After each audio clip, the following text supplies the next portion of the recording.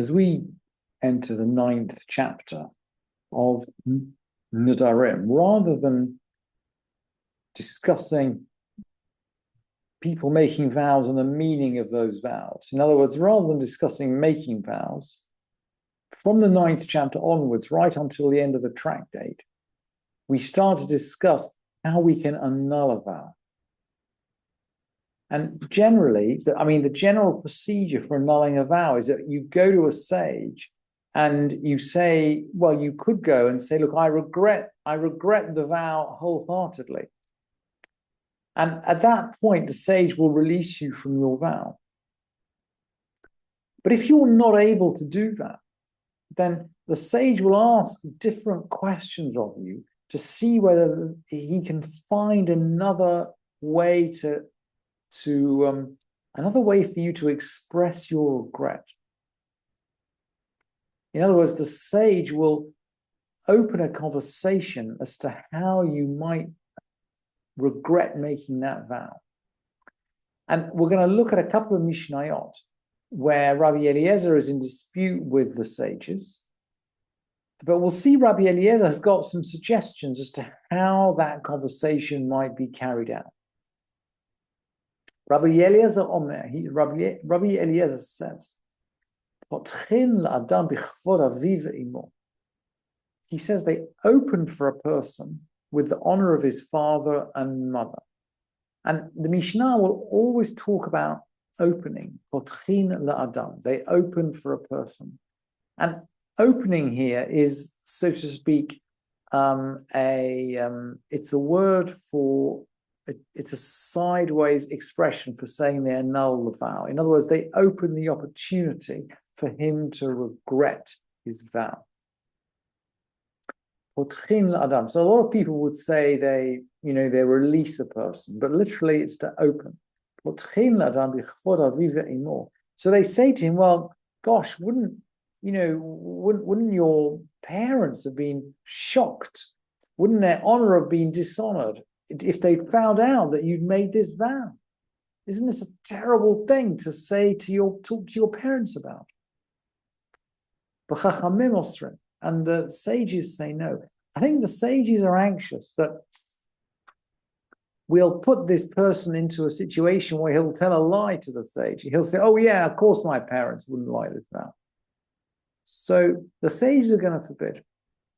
And Rabbi Tzadok is going to throw in another opinion here. Amar Rabbi Tzadok, ad shepotchen lo, before opening for him, bichvod aviv ve'imo, by mentioning the honor of his father and his mother, yiftechu lo bichvod makom, they should open for him with the honor of God.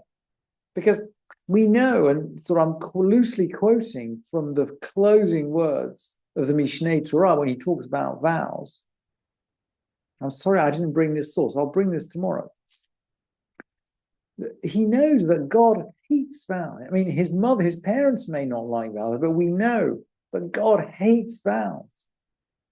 It's against our religion to make vows. So certainly, if they mention the honor of God, then certainly this person will regret his vow.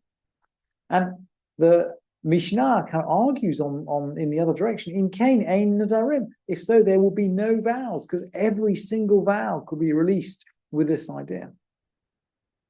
And the Mishnah concludes, Modim Chachamim Rabbi Eliezer. The sages actually agree with Rabbi Eliezer. But Davar shebeino levein aviv ve'imo.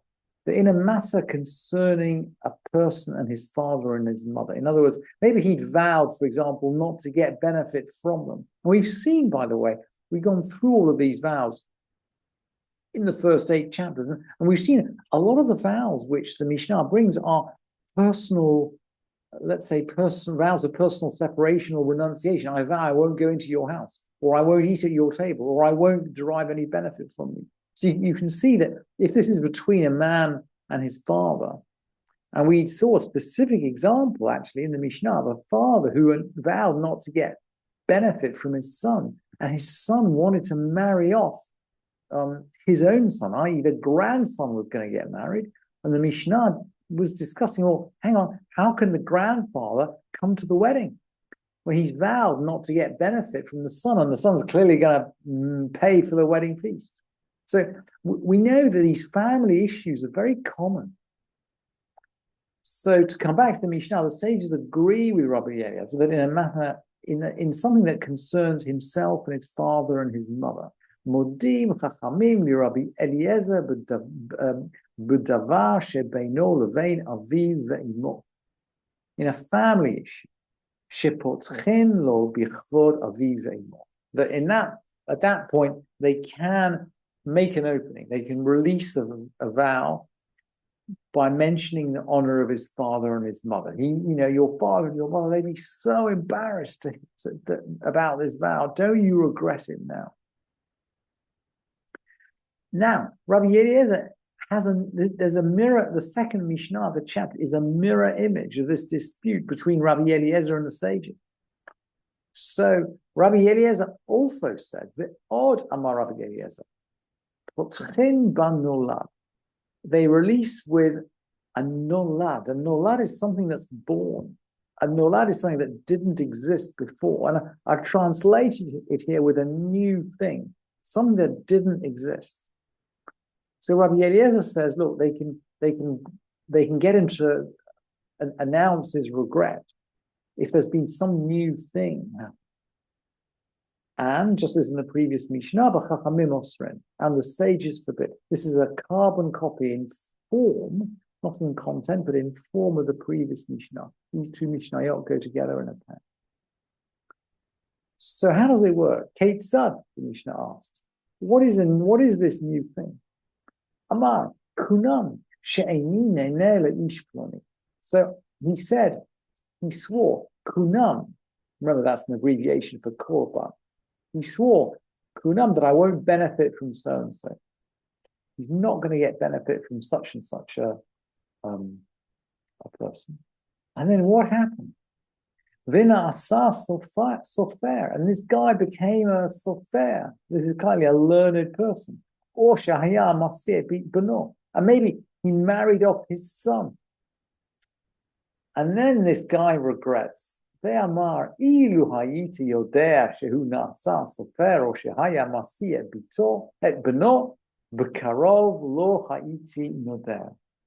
If I'd known that this guy was going to become a scribe or was going to give his son in marriage pretty soon, I would not have vowed. So there's the natural regret coming out. By the way, the sages forbid this. Let's take another example. Kunam. Levait zeh she'eni nichnas. Kunam, that I don't go into this house.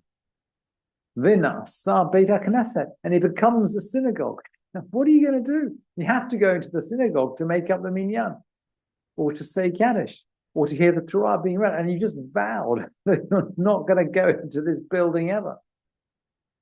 Amar, he said, Ilu ha'iti yodeh shehu na'asa beit hakneset. If I'd known it would become the synagogue, lo ha'iti nodeh, I wouldn't have vowed. Rabbi Eliezer matir v'chachamim osrin. So Rabbi Eliezer permits, but actually the sages forbid, and we'll see in the next few Mishnayot how the sages are going to operate.